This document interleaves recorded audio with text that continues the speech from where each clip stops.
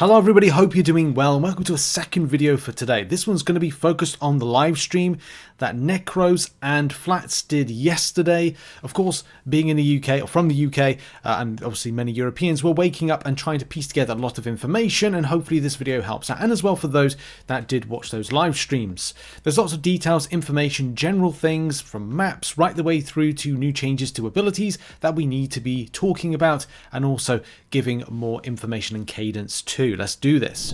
And to make sure you never miss a video like this, please think about hitting the subscribe button. It does massively support the channel and also supports a lot of work that I want to do in order to improve the content from an appearance and as well quality standpoint, which I'm able to do early next year, but it doesn't happen without the support of you amazing people from the community. So please think about doing that and join me on Friday for a live stream over on my channel, which I'll put in the link in the description on Twitch. So let's go over some general things. First of all, there's going to be a live stream today that's going to feature Black Widow, which is going to be so exciting. We're going to see what this first-person shooter-esque character is able to achieve, and as well with some decent combos and rotations. If you've seen the earlier video today, you'll know exactly what I'm talking about. With this being the cadence that they're going with, it will likely mean Wolverine and Cloak and Dagger will be seen to be played on December 4th. So I think that's the one I'm most looking forward to. I'm a massive Wolverine fan, as you can tell. So yeah, I really cannot wait for this one. Links to both Flats and Necros live streams can be found in the description, so go and check them out because they're a really decent watch.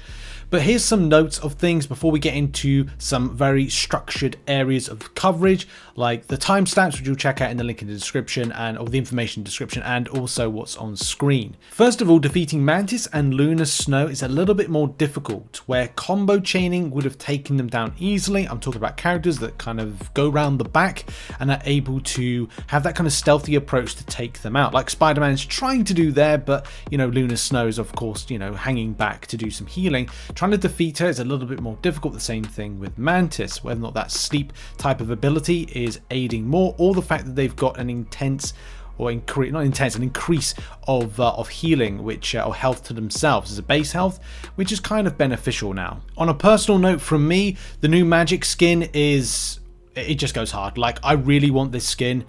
It is so well crafted and done. The armor just looks, it's so nice. Rose was also saying that the nerf the character has received isn't as bad, because this was the character he climbed up the Chinese ranks with in the server that was put for them for the Chinese playtest earlier last month or the month before, I think. Necros also noted that there was a bit of an issue with playing on a high ping. This is a very good point if you are looking to play with your friends on and around the world. This might be something that may not be great for you, but this could also be a very specific server type build.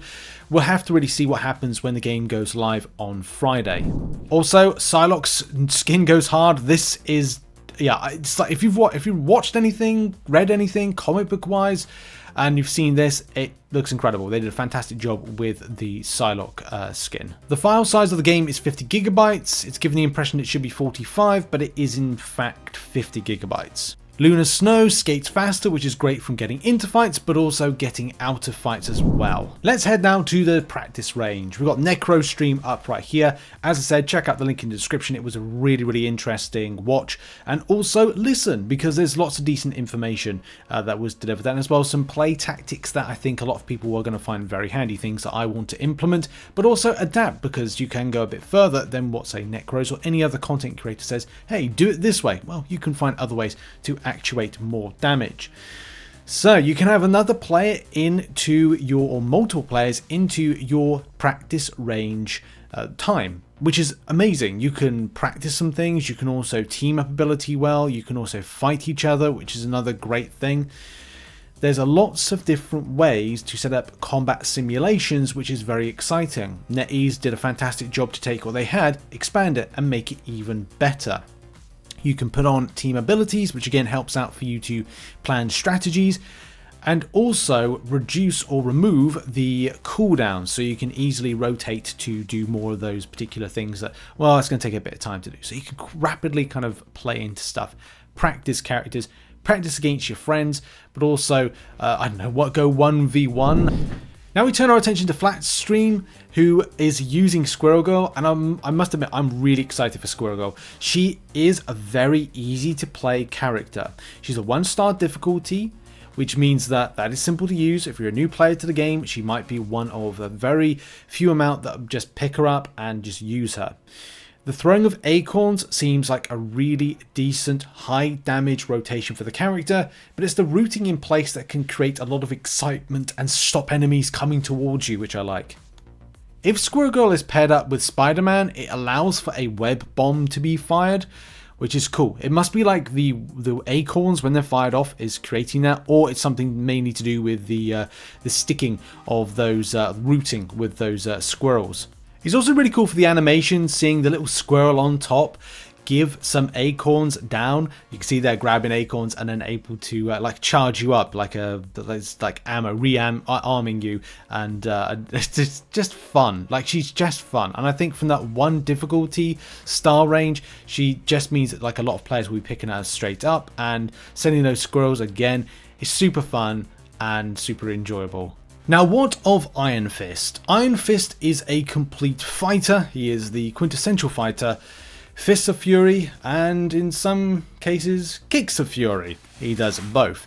The blocking of projectiles can be a great asset, and I've even seen the character, or seen Necros do it, blocking a sleep being thrown by Mantis.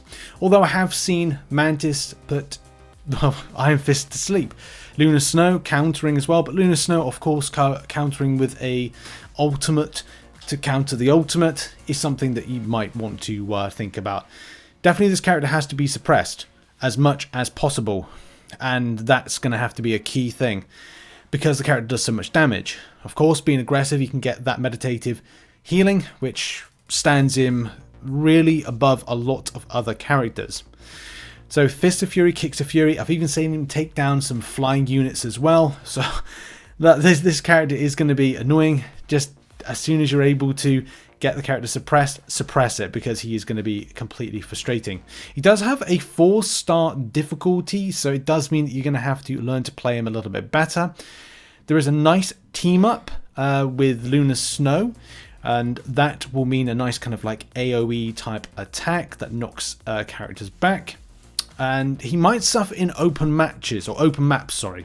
So if you're in a map that's very wide and he is isolated, it's not so great. He thrives in close quarters, which you can see, and that's what Necros was using. Very close quarters based character who likes to be very, again, stealthy, like a lot of other characters, but also being stealthy with ultimates, then going in with said ultimate and doing stuff like this, and just going really fast, annoying enemies, unsettling them, and if your allies can counter with you and push with you, there is no telling what is possible with this character. Just don't get him isolated. Be part of a team rushing forward with those Fists of Fury.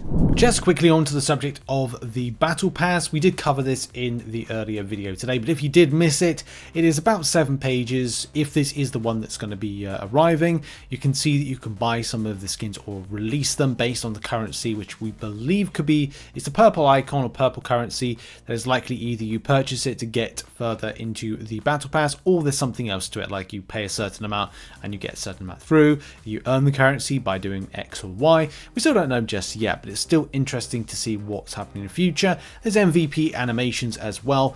There's also the Black Panther Imperial Protocol skin MVP animation. So there's things like that and other elements that we still don't know. There's also a Nexus button and some other stuff. I'm really looking forward to finding out by the end of the week, and of course we'll be doing a video about it, as well as how to get your hands on some of the Twitch loot, the drops loot, and also what you need to do in game to get and do anything and everything. Keep locked to the channel, my friends. And we're just going to finish off the video by talking about maps. And we're also going to finish off with Flat's live stream, going through one of my favourite maps that I've seen so far, and that's Clintar. The interactables, which you just saw there, the bridge just by simply hitting it. You can have the bridge go up and out, or you can have it do, well, whatever you want. There's also toadstools. When you hit them, they will go down and then they will come up again. Again, such an exciting map to have these kind of environmental, dynamical, interactables, whatever you want to call them. It is very exciting to see. Whether or not you're in the Hydra base, or whether or not you're in the Clintar map, or indeed Wakanda, the Intergalactic Empire of Wakanda, there's so many fun things when it comes to these maps, which are very, very exciting. Just don't get caught behind them, like obviously we just saw just then. And that completes your live stream recap from both of these streams with a little bit of information here or there. In the description there's a write-up, and of course you could put on the subtitles to see what I was talking about. I appreciate you all very much for the support, and I'm excited to see what the future holds. Make sure to hit the like button, subscribe, and I'll see you in the next one. Bye.